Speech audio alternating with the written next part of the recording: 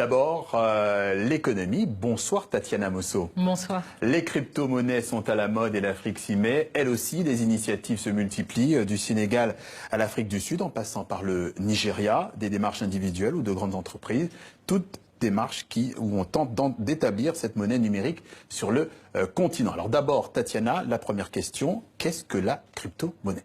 Alors, vous l'avez dit, c'est une monnaie virtuelle, c'est-à-dire que ces billets-là que vous voyez, qu'on utilise tous les jours, eh bien, dans le monde des crypto-monnaies, on ne les utilise plus. On utilise un téléphone portable ou alors son ordinateur pour pouvoir faire ses achats. Alors, on peut acheter de tout, on peut acheter un sac de riz, on peut acheter une voiture, à la seule condition, évidemment, que le vendeur, soit équipé pour recevoir cette monnaie. Alors, c'est une monnaie qui a une utilisation particulière sur le continent, puisqu'elle sert surtout pour les paiements, les achats en ligne, par exemple pour payer ses factures, mais aussi pour les transferts d'argent, ce qui est courant sur le continent africain. La première et probablement la plus connue des crypto-monnaies, c'était le Bitcoin, créé en 2009 et la plus répandue.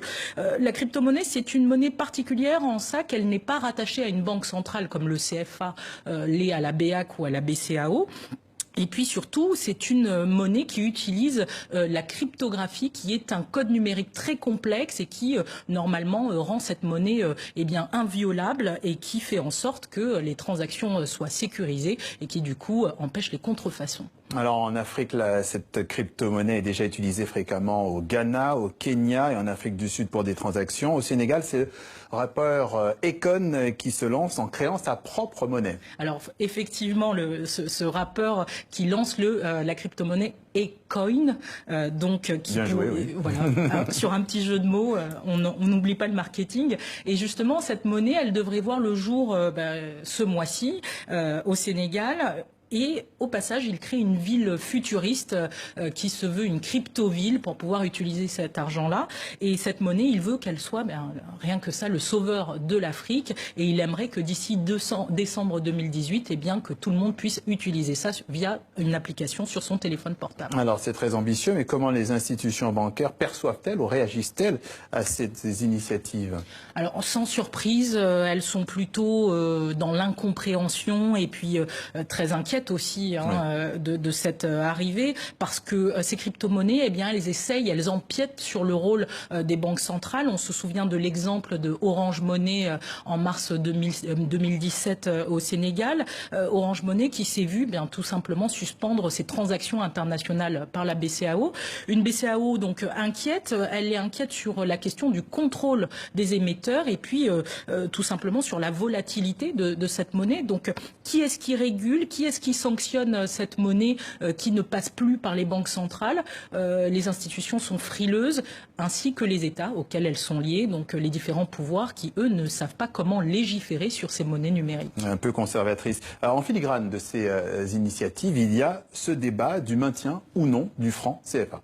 Alors, le maintien ou non du franc CFA, est-ce que ça peut être une alternative pour le chanteur Akon? Eh bien oui. Mais en fait, ce qui est intéressant dans ces différentes initiatives technologiques qui tentent d'introduire la crypto-monnaie sur le continent, c'est ce désir d'indépendance de ces différentes initiatives et puis surtout de sortir d'un système établi de toutes ces institutions-là.